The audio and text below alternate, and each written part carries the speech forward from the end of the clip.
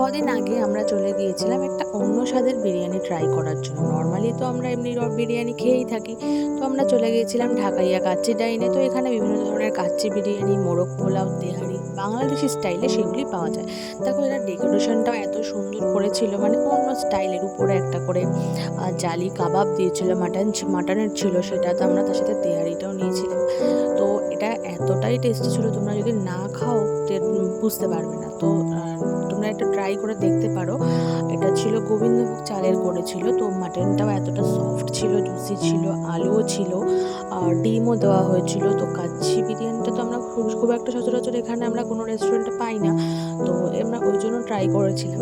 তো যথেষ্ট সুন্দর টেস্ট ছিল, মানে মুখে লেগে থাকার মতন একটা টেস্ট, যেটা নর্মালি আমরা যে বিরিয়ানিগুলো খাই তার থেকে অনেকটাই আলাদা। এবং এই টেস্টটা মানে অন্য রকম একটা টেস্ট। তোমরা একবার সবাই ট্রাই করে দেখো, এখানে গিয়ে খাবারটা খেয়ে দেখো। প্রাইসটাও নর্মালি খুব একটা হাই ছিল না, নর্মালি ছিল। আর দেখো মাটনটা খুবই সফট করেছিল, আলুগুলো প্রচণ্ড সফট ছিল।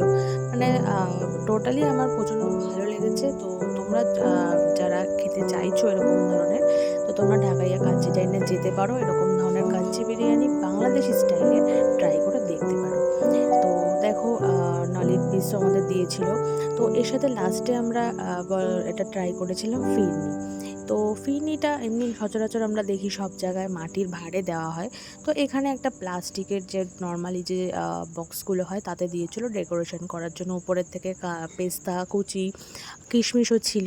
তো এটাও একটু অন্য ধরনের টেস্ট ছিল, মানে অন্যান্য জায়গায় যেরকম ধরনের ফিরনি আমরা খেয়ে থাকি, তো সেরকম টাইপের ছিল না। তো ভালোই ছিল মোটামুটি। তবে বিরিয়ানিটা কাচ্চি বিরিয়ানি যেটা নিয়েছিলাম, মাটন কাচ্চি বিরিয়ানি ছিল আমাদেরটা। তো সেটা আমার বেশি ভালো